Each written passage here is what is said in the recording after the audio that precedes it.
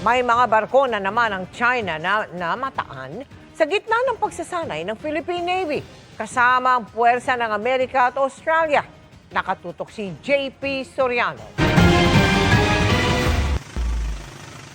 Mula sa himpapawid, makikita ang sabay-sabay na paglalayag ng mga Navy ships ng Pilipinas, Amerika at Australia para sa ika-14 na Multilateral Maritime Cooperative Activity sa isang bahagi ng West Philippine Sea.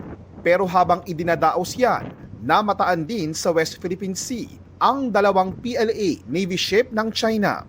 These were People's Liberation Army Navy warships. We communicate with them but they did not challenge us.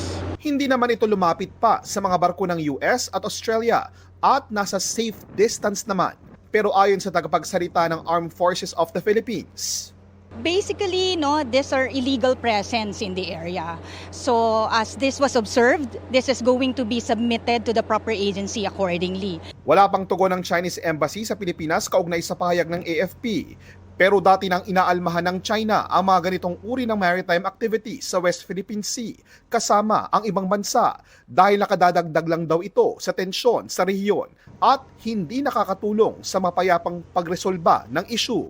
Sabi ng Department of Foreign Affairs, cooperation with like-minded countries is meant to deter escalation and fosters peace and stability and demonstrates a united front with other responsible states in upholding a rules-based order governed by international law. isa ang GMA Integrated News sa mga kasama ng Armed Forces of the Philippines sakay ng pinakabagong guided missile frigate ship ng Philippine Navy, ang BRP Diego Silang. Kabilang sa ginawang pagsasanay ang paglanding ng AW-109 chopper ng Philippine Navy sa flight deck ng BRP Diego Silang. Yan daw ay para ma-master ang maingat at kalkuladong paglapag sa barko, lalo pa at umaandar ito. Ang nagpalipad ng chopper, dalawang babaeng piloto ng Philippine Navy.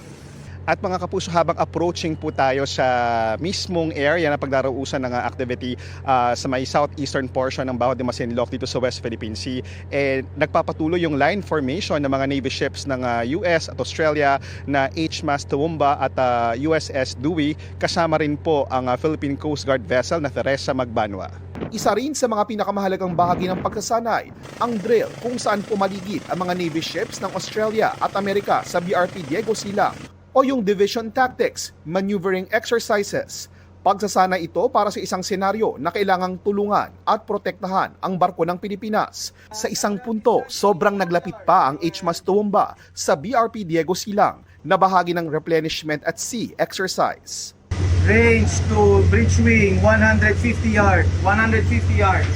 Ang pinaka-importanting takeaway ko dito is in terms of division tactics, specifically maneuvers. Hindi tayo nahuli. Actually, we were abreast sa ating mga partners at kung hindi man tayo nahuhuli, kasabay na natin siya. Matatanda ang nagkaroon na ng mga insidente ng pagdikit at pagbangga ng ilang barko ng China sa ilang barko ng Philippine Coast Guard. Para sa GMA Integrated News, ako po si JP Soriano. Nakatutok 24 oras.